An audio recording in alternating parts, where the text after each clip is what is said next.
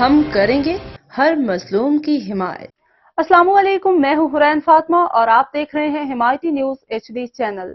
نظر ڈالتے ہیں آج کی اہم خبروں پر۔ ملک بھر میں دھرنوں کے خاتمے کا اعلان، سینیٹر راجہ ناصر عباس جعفری۔ نائن ڈیوو کوہارٹ میں جاری دھرنوں کے اختتام کا اعلان کرتے ہوئے سینیٹر راجہ ناصر عباس جعفری نے کہا کہ گزشتہ 20 دنوں سے ضلع کرم میں امن معاہدے کے حوالے سے جاری مذاکرات کامیابی سے ہمکنار ہو چکے ہیں۔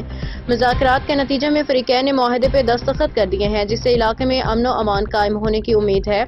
انہوں نے ملک بھر کے مومنین، شیعہ علماء کونسل، اہل سنت علماء اور دیگر تمام شرکاء کا شکریہ ادا کیا جنہوں نے ان مذاکرات میں تعاون کیا۔ سینیٹر نے کہا کہ اس کامیابی کے نتیجہ میں عنقریب تمام راستے کھول دیے جائیں گے، عوام کو ریلیف فراہم کیا جائے گا۔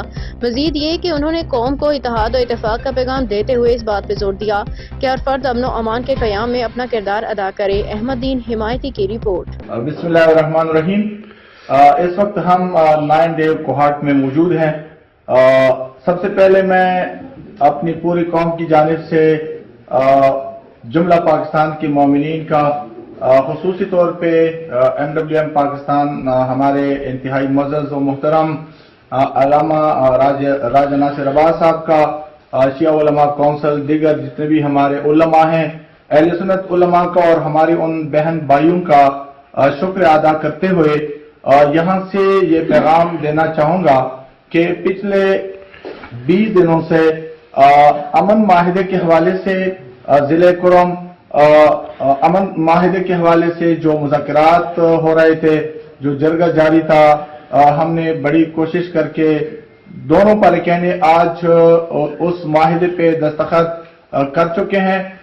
الحمدللہ ہمارے مذاکرات کامیاب ہو چکے ہیں اور ہمارے روڈ بھی عنقریب بحال ہوں گے۔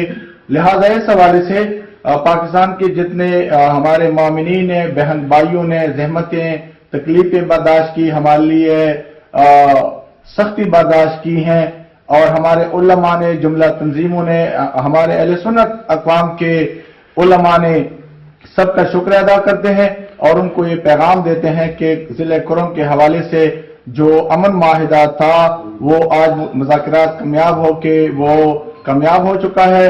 انشاءاللہ ہمارے راستے عنقریب اسی ہفتے جلد بحال کی جائیں گے، سامان کی تفصیل کا سلسلہ شروع کیا جائے گا۔